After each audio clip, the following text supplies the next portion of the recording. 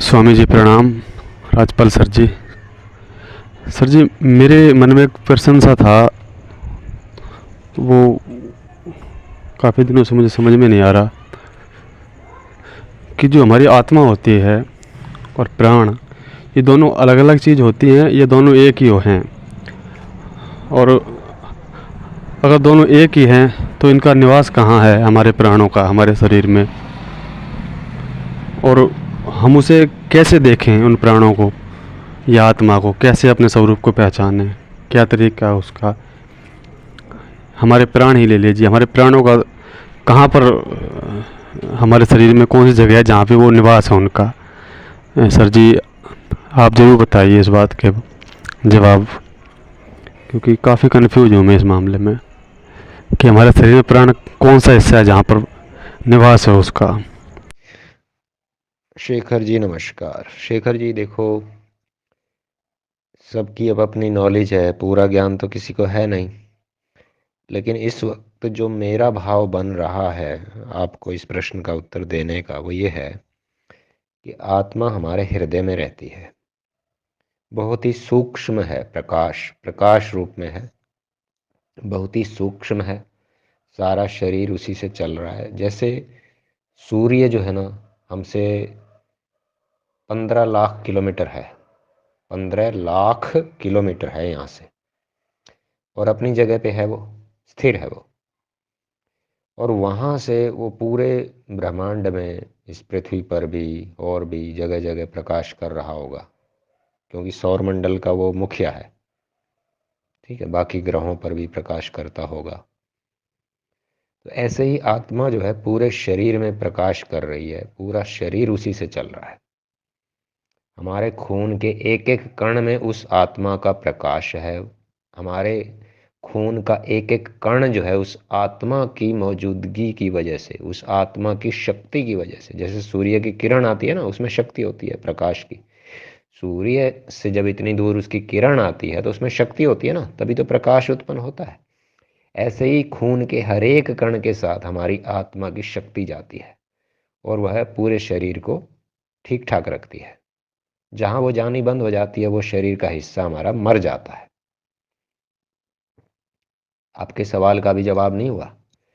अब मैं ये कहता हूं कि ये जो मशीन है, ये जो मशीन है, इसको हवा दे रहा है।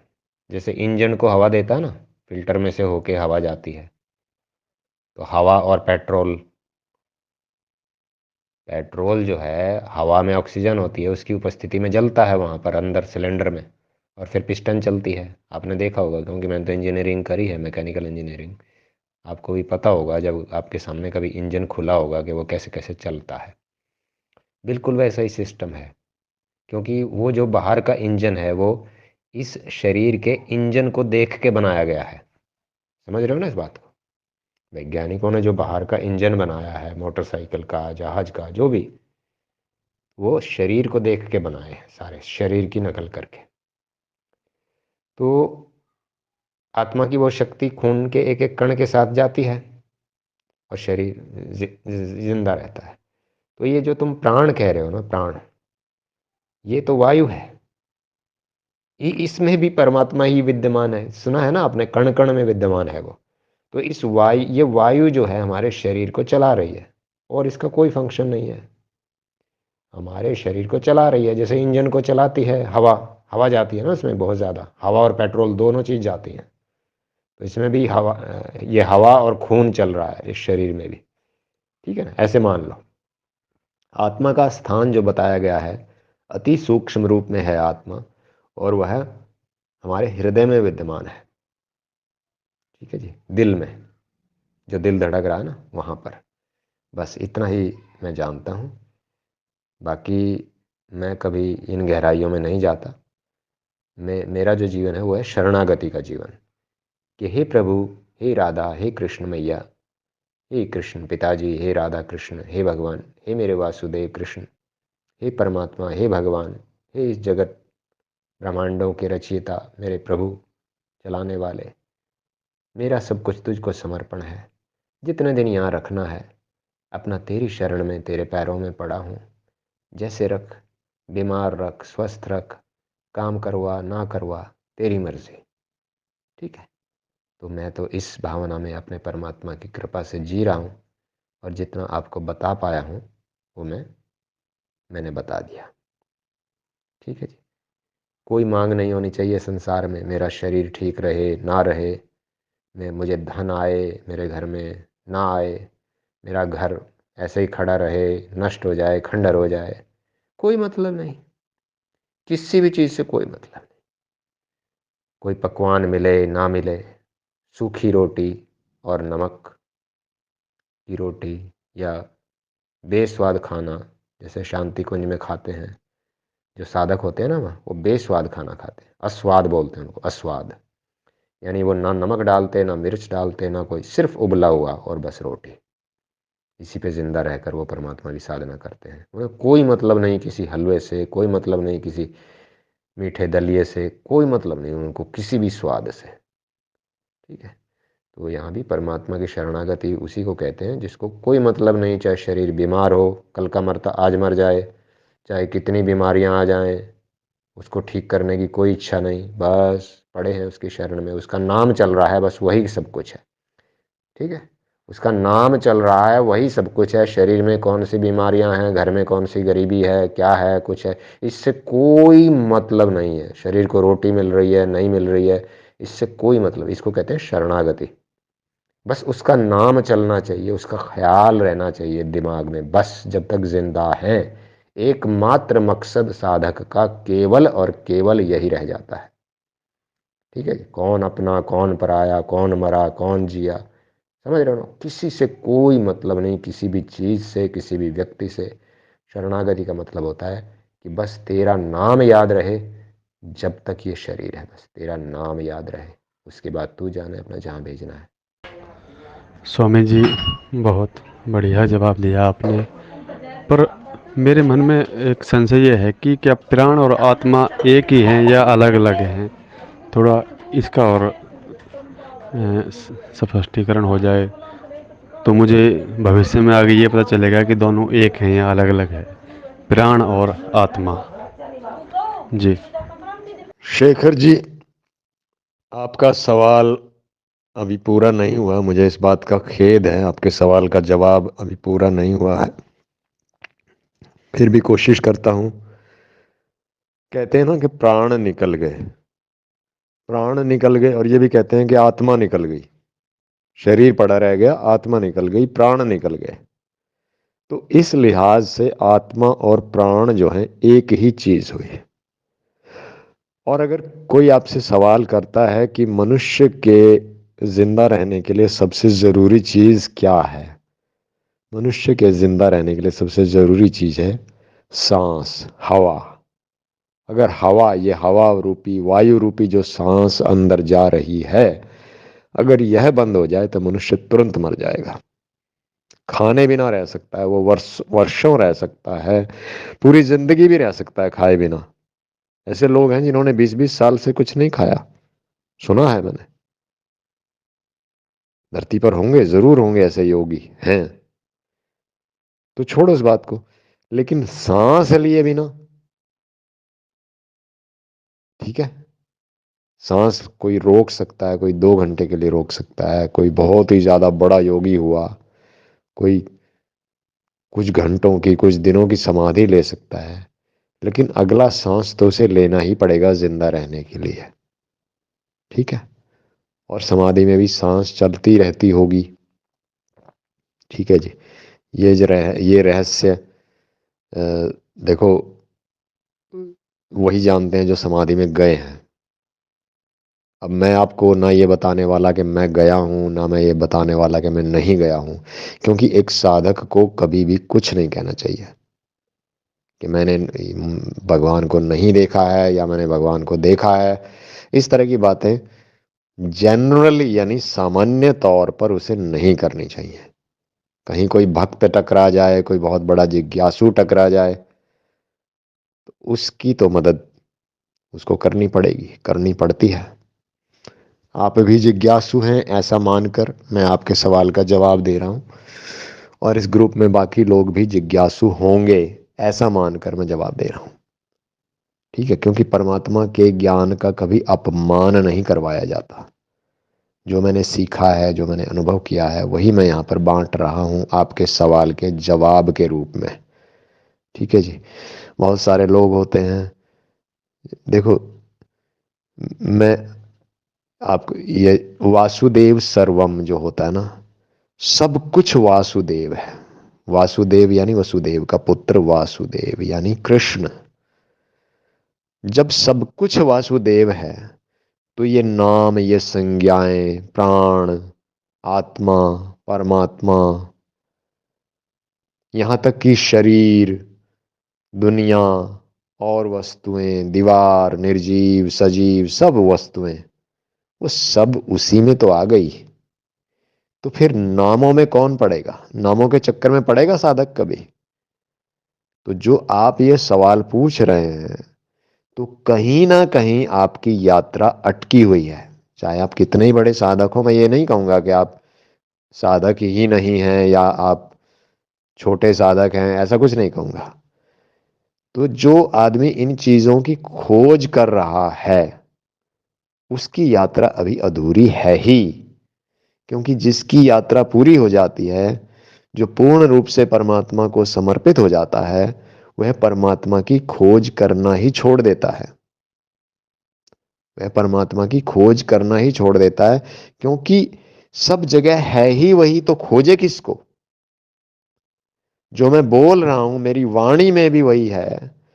जो मेरी वाणी में से थूक निकल रहा है, या अगर कोई मेरे शरीर में से खुशबू आ रही है, बदबू आ रही है, जब सब कुछ है ही वही, तो फिर किस कौन सा नाम आत्मा, और कौन सा नाम प्राण, और कौन सा नाम वासुदेव, और कौन सा नाम कृष्ण, और कौन सा नाम मनुष्य, और कौन सा नाम पृथ्वी, और कौन सा नाम मिट्टी? रह क्या गया फिर? सब कुछ उसी के अंदर तो हो रहा है। अब जैसे आकाश है, आकाश में इतनी जबरदस्त बिजली गरजी कि इन्वर्टर भी सारे डाउन हो गए। अभी पीछे गरजी थी, हुआ था हमारे गांव में, दुनिया भर के इन्वर्टर खराब हो गए क्योंकि वो बहुत नजदीक। तो इतनी बिजली गरजी, बादल गरजे, बिजली चमकी, इतना भयावह वातावरण हो जाता है, अंधेरा हो जाता है, हाँ, कि आदमी कांपने लगे हैं। आदमी ना कांपे तो बच्चे तो कांप ही जाते हैं, घरों में घुस जाते हैं, हाँ? बाहर हो तो प्राण ही निकल जाए, हाँ? आत्मा ही निकल जाए इस शरीर से। इतना डरावना मौसम। और वही 20-25 मिनट बाद फिर क्या होता है? जैसे कुछ हुआ ही नहीं। इसी तरह ये जो सृष्टि में सब कुछ हो रहा है, ये परमात्मा का शरीर है। गीता में भगवान ने बोला, मेरे अनेक हाथ हैं, अनेक मुख है, अनंत शरीर है, हाँ? तो सब कुछ उसी के अंदर हो रहा है। जैसे आकाश के अंदर सब कुछ हुआ और 20 मिनट बाद पता ही नहीं, सब कुछ साफ, जिससे कुछ हुआ ही नहीं। इसी तरह सृष्टि में भी सब कुछ होकर भी विनाश होता रहता है, पैदा होता रहता है। ऐसा लगता है कि कुछ हुआ ही नहीं। सब इस सृष्टि के अंदर विनाश हो जाता है, और फिर उत्पत्ति भी होती है, फिर विनाश हो जाता है। सब कुछ ऐसे ही चलता रहता है, ये चक्र। ठीक है ना? तो आपके सवाल को मैं बहुत दूर ले गया हूं, लेकिन ये जुड़ा हुआ है उसी चीज से कि किस किस का नाम रखोगे, हाँ? किस किस नाम की खोज करोगे, किस किस शब्द की परिभाषा पता लगाओगे। सब कुछ ही तो वही है, सारे नाम वही हैं, अनंत नाम है उसके। अनंत जब अनंत ही हो गया, तो फिर गिनती तो हो नहीं सकती। ठीक है जी। नमस्कार जी। और मैं थोड़ा सा कुछ कहना चाहूंगा कि जैसे जो अ, ये होते हैं ना, अभी मेरा गीता का सेशन चल रहा था, तो अभी परमात्मा की लीला का वर्णन हो रहा था। तो उसमें यही कुछ हो रहा था कि जो हम आलस से, नींद में, आलस में और लापरवाही से हम इतने बुरे बुरे काम करते हैं, और इतना हम नुकसान कर, देखो, अगर हम आलस करेंगे, अपने शरीर का ध्यान नहीं रखेंगे, योग नहीं करेंगे, तो निश्चित रूप से बीमारियां हो जाएंगी, शरीर खत्म हो जाएगा। समझ रहे हो ना? तो वो इंसान राक्षस हुआ जिसको यही पता है कि तेरा शरीर खराब हो जाएगा, नुकसान हो जाएगा, शरीर मर सकता है, कोई बीमारी ऐसी आ सकती है शरीर में जो जान लेके रहेगी, और फिर भी वो योग नहीं करता है, फिर भी वो अपने शरीर का ध्यान नहीं रखता है, सैर नहीं करता है, सात्विक खाना नहीं खाता है, गंदगी खाता रहता है। तो देखो, ये तो उसकी लापरवाही है। और भगवान ने गीता में स्पष्ट बोला है कि जो लापरवाह है, जो नींद में रहता है, जो होश में नहीं है, वह महान राक्षस है। और महान राक्षसों को मैं नीच योनियों में फेंक देता हूं, कुत्ते की, गधे की, बिच्छू की, सांप की, छिपकली की। तो देखिए, होश में रहना जरूरी है। सारी बातों का, आपके सवाल का जवाब भी इसी में आ जाएगा। वासुदेव सर्वम, यानी वासुदेव ही सब कुछ है, यानी कृष्ण ही सब कुछ है, यानी परमात्मा ही सब कुछ है। आत्मा, परमात्मा, ये सब ही नाम उसी के हैं। किसको छोड़ोगे, किसको पकड़ोगे, किसको छोड़ोगे, बताइए। क्या कभी उसको अलग कर सकते हो परमात्मा को? वह तो कण कण में है। हर चीज उसी की एनर्जी से, उसी की ऊर्जा से फुदक रही है, हर चीज। उसके बिना बचा क्या है? किस किस पर खोज करोगे? यह जीवन तो बहुत छोटा सा है, यह तो यूं बीत जाएगा, बात यूं बीत जाएगा चुटकी में। तुम खोज करते रह जाओगे, जिस चीज की असली खोज करनी थी वो आपने करी नहीं। गुरुओं के चक्कर में पड़े रहे और पड़े रहे। गुरु होता है हेल्प लेने के लिए बस। सब कुछ करना तुम्हें ही है, कोई करके नहीं, परोस के नहीं देगा, करना तुम्हें ही है। देखो, ये ध्यान करना, परमात्मा का नाम रटना कितना बुरा लगता है शुरू में। कुछ भी नहीं, सालों हो गए मान लो, और कुछ नहीं दिखा, कुछ नहीं हुआ, आदमी निराश हो जाएगा कि नहीं हो जाएगा? लेकिन परमात्मा का नाम में डूबे रहना, हर वक्त उसी के कार्य करते रहना, सत्संग और सारे ऐसे कार्य करते रहना कि हर वक्त उसकी याद बनी रहे। कोई भी ऐसा कार्य ना करे जिसमें उसको भूल जाएं। तो ये अमृत के समान होता है। संसार की जो चीजें हैं ये होता है शुरू में अमृत के समान, लेकिन बाद में जहर के समान। इनका अंत जहर में होता है, विनाश में होता है। लेकिन परमात्मा का नाम तुम लेते रहोगे, शुरू में तुम्हें जहर लगेगा, शुरू में तुम्हें बहुत खुंदक आएगी, लेकिन उसका परिणाम जो होगा, जैसे आंवला खाते हैं ना, आंवला, आंवला खाने में बड़ा आपको दिक्कत होती है, खट्टा है और है, बड़े करने पड़े। लेकिन आंवला जो लंबे समय तक जो खाता है, उसकी सारी बीमारियां शरीर की नष्ट हो जाती हैं। इतना पौष्टिक चीज है, इतनी बढ़िया चीज है, लेकिन कोई निभा सकता है? ऐसे ही परमात्मा का नाम जो ऐसे ही लेता ही रहता है, लेता ही रहता है, उसका जो अंत होता है वो परमात्मा के मिलन में होता है। बहुत ही मधुर मिलन होता है उसका। उसका अंत तो, अंत हमें देखना चाहिए कि अंत भला सो भला। अंत जो जिसका मृत्यु की तरफ ध्यान रहेगा, अंत की, अंत को जो देखेगा वही पर सही देख रहा है। और जो सिर्फ इन भोगों को देख रहा है और बस इनमें वो कीड़े की तरह नष्ट हो जाएगा। जैसे मक्खी चिपक जाती है ना गुड़ के साथ, खत्म हो जाती है। मच्छी, मच्छर, मक्खी सब चिपक जाते हैं गुड़ के साथ, वो चूसने चूसने के लिए बैठती है और वो फिर चिपक जाते हैं, पंख, मर जाती है वहीं तुरंत। तो जो ये संसार ऐसे ही है। यहाँ के खान पान, रसगुल्ला कितना खाओगे तुम? रसगुल्ला शुरू में मीठा लगे, लेकिन जो आदमी रसगुल्ला ही रसगुल्ला खाए जा रहा है, क्या वह मरेगा नहीं? बहुत थोड़े दिनों में वो मर जाएगा। आप रसगुल्ला रसगुल्ला खाते रहो, मर जाओगे थोड़े से दिन में। ये सत्य है, क्योंकि वो खत्म कर देगा हाथों को। तो भाई, जो दिख रहा है वो सही नहीं है, और जो नहीं दिख रहा है वही सही है। और उसको देखने के लिए निरंतर ध्यान, निरंतर शरणागति, निरंतर उसका नाम, निरंतर प्रार्थना, निरंतर उसको ये कहना कि मैं तो नीच हूं, मैं तो कुछ भी नहीं प्रभु, बस तूने मुझे अपना लिया है, इसीलिए मैं सोना बन गया हूं। हे प्रभु, मुझे कभी ना छोड़ना। प्रणाम स्वामी जी। बहुत बढ़िया तरीका है आपको समझाने का। हमारे मन को ठोकर लगती रहनी चाहिए, ये भी बहुत ज़रूरी है, क्योंकि ठोकर लगेगी तभी तो हमें उस ऊपर वाले की